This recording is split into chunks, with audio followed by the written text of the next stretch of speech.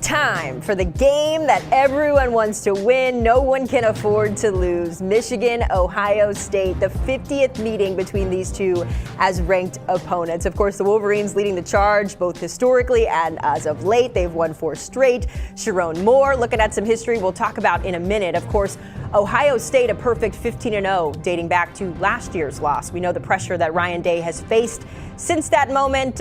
We will see if he can keep his program perfect in this big game that everyone looks forward to. So let's set the stage.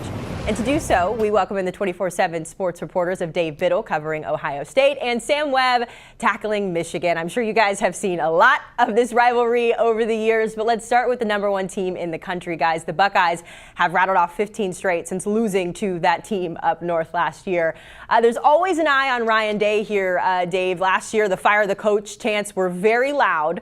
How much louder do they get if that streak falls to 5 straight losses in this rivalry, Dave? Yeah, he wouldn't lose his job. He would be coaching for his job, Haley, if they didn't win the national championship last year. That definitely bought him some time. Now, I don't speak for everybody in Buckeye Nation, but I know he would not lose his job if he loses on Saturday against Michigan. That being said, there's a lot of pressure on Ryan Day here. Even John Cooper didn't lose 5 straight to Michigan. He lost 4 straight, but he didn't lose 5 straight. He got that tie in 1992 to save him from losing 5 straight. But yeah, I mean, there's a lot of pressure on Ryan Day. Again, it's mitigated by the fact that Ohio State was able to dust themselves off after that loss last year, going a really magical 4-game run in the college football playoff, really dominant 4-game run. So it definitely bought Ryan Day some time, but he definitely needs to get this monkey off his back. There's no question about it. Ryan Day had some notes on him, has only beat the Wolverines once back in 2019. That was his first full year at the helm. As I mentioned, he's been blanked ever since. And to your point, Dave, can't go 0-5 against your rival. On the other side of this one, though, there's another streak that matters. Of course, the only one that matters is the 4 straight wins for Michigan, Sam. And when we look at Sherrone Moore, he's set to make some history. If he can win 2 in a row against Ohio State, would be the first coach in a very long time to do so, to start out his career as head coach at Michigan. Obviously, though, this team has bigger plans than just a rivalry win. So in terms of that conversation of what the Wolverines can get out of this win, what's the atmosphere like there for Michigan? Actually, Haley, it'll be 3 in a row. Remember, he coached as the interim coach in the national championship year. So Sherrone is feeling pretty confident heading into this one. And I think the team is. Ohio State heading into this game used to have like a 2-touchdown lead stepping on the field. They had that intimidation factor. And that's just gone now. And I think that's an issue for them. And I think if you're Sherrone Moore, you look at this as an opportunity because the pressure is on Ryan Day. And they're catching you at your low point. Like last year was the lowest. The little known fact about Michigan is the last 2 years of the Harbaugh era were really the low point in recruiting. I mean, the irony is they were winning the national championship and recruiting was an inverse relationship. Recruiting was dipping. I mean, they were getting barely top 20 recruiting classes, number 19 and number 20. So these last 2 classes were really subpar.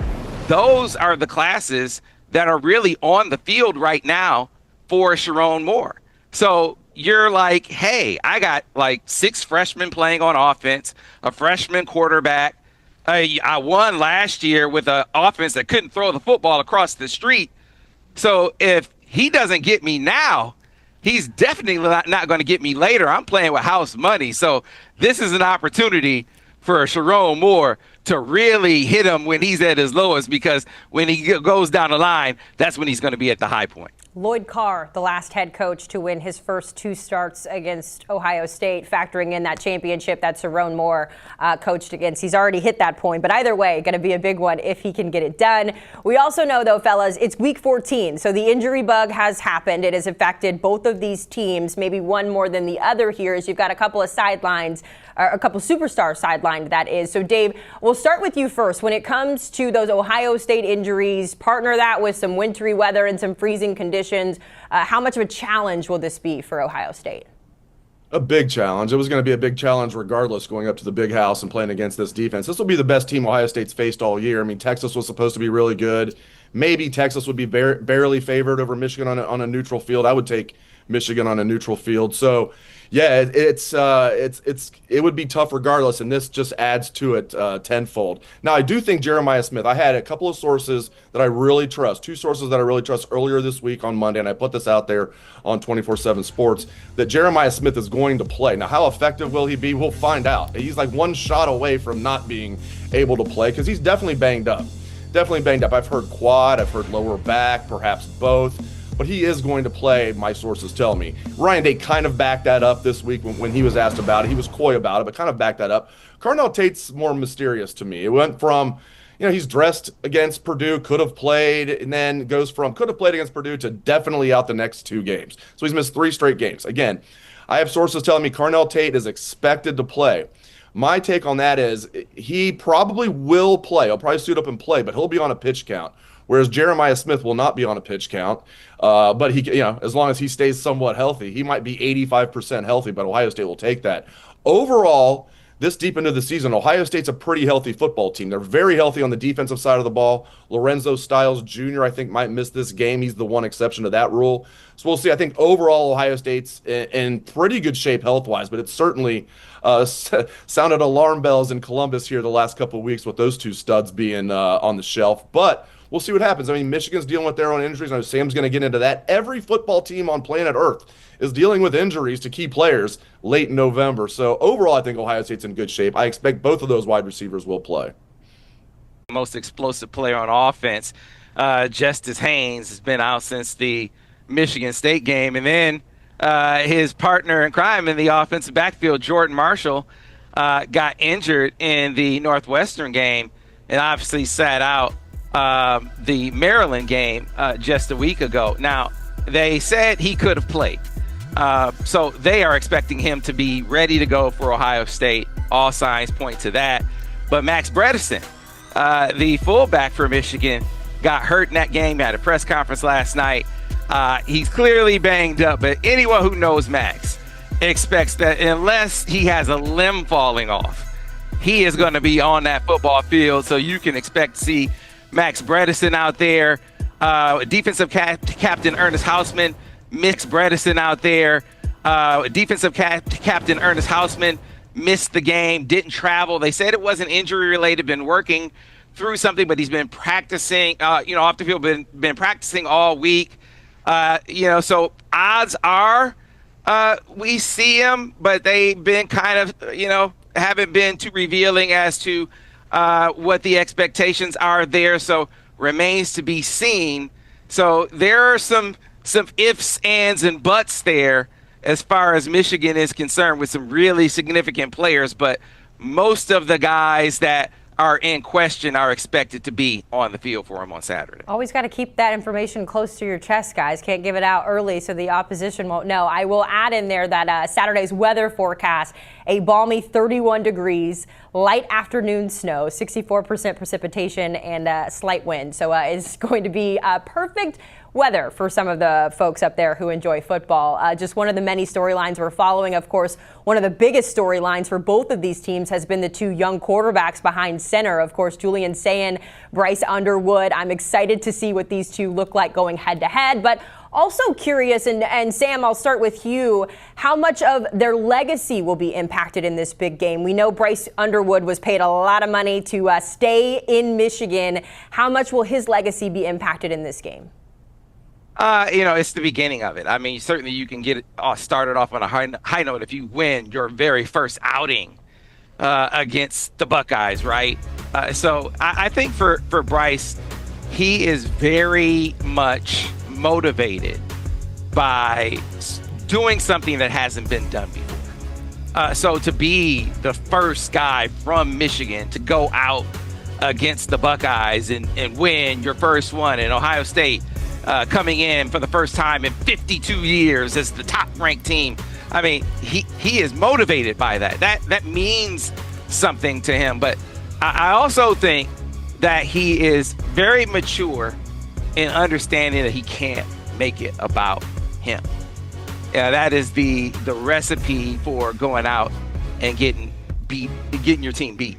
And so I think there's been a lesson over the course of this year for him in trying to make sure that you take the steps necessary, because it hasn't been a constant sort of step up the staircase for him in his development. Some of the games he has looked very freshman-like. Last week, he looked like a veteran, but that's been a cumulative effect of his growth.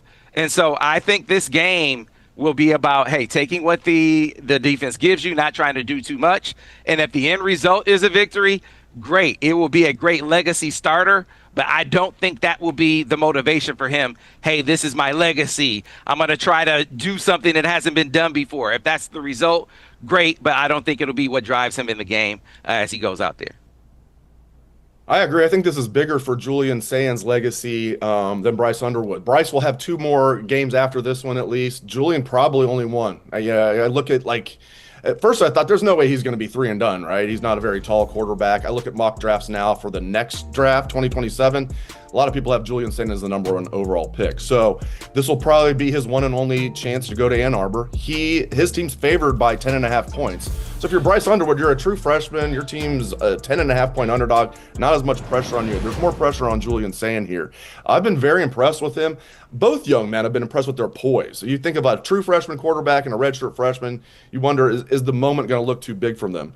Like, from the Texas game on, Julian Saints really impressed me with his poise, his composure. Now, obviously, his accuracy is his calling card, his best attribute, and it's very, very impressive. I've never seen a quarterback that accurate, but he hasn't faced a defense like this. He has not faced a defense like this. He's not faced a pressure environment like this. You know, the game itself, the fact that it's at the Big House, he's faced nothing like this. But he has a little bit of an advantage here over Bryce, in my opinion, the fact that he is now in his 2nd year, right? Even though he's still technically a freshman, a redshirt freshman, at least this is his 2nd year in the system. And as we've seen, he's been very calm, very accurate. We'll see, though. This will be a different test for him. He's got his wide receivers banged up, hasn't looked as great the last couple of weeks, but we'll see how he does this week. I feel like Julian Saint is going to have a good game. He doesn't need to have a great game. Ohio State's defense, I think, will win this game for them if they win. But he can't have a bad game. He's got to have a solid game, and I think he will. We will have to wait and see who's going to have that solid game. We know that Michigan has won 4 straight, but we also know the Wolverines are 1-3-1 versus the #1 Buckeyes all time. And as we know, the Buckeyes come into this one not only as the #1 team, fellas, but as you mentioned, Dave, a 10.5 point road favorite. So I'll give you first word here. Who wins this season-defining matchup? Yeah, I think this is going to be just a classic Ohio State-Michigan game. It'll be one in the trenches. There's no doubt about it. It always is. And, you know, turnovers, special teams will definitely play a role. I feel like Ohio State's the better team. Michigan having the home field advantage will be big. This will be, I think, a tight game. I think Ohio State is going to pull away a little bit in the second half. I have Ohio State winning this game 27-13. Yeah, so the formula is the same for Michigan. You got to dictate the style of this fight. And I think they know how to do that. It is understanding that offense and defense, you control the pace and the space of the game. When you're on defense, you got to keep everything in front. If Ohio State scores, they have to score in 8 or 9 plays. They need to be long drives. You need to drag this game into the fourth quarter because a close game in the fourth quarter is advantage Michigan. It's psychological warfare. This is the enemy of Ryan Day. He does not want a close game in the fourth quarter, and that's what I think it will be. In a fourth quarter game, Michigan wins 27-24. Okay, I feel like I got to lean a little towards the Sam Webb side. As we were talking before, he's got a lot of luck. But you know what, Dave? Just for today's purposes, I'm going to Ohio State, just so that I can give you a little extra luck on your side. Guys, we appreciate the time and the insight. Enjoy what I'm sure will be another instant classic here in the game. It is not the only rivalry game happening this weekend. In fact, it's not the only rivalry game with serious college football playoff implications. The Egg Bowl, safe to say that will be very watched. We're all waiting to hear what Lane Kiffin will do next. That one gets underway at noon Eastern. The Iron Bowl, we talked about it with Chip Patterson earlier in the day. Weird things happen at Jordan-Hare at night as Alabama enters as a 6.5 point favorite. We also get Texas A&M Texas with big implications in the Lone Star State.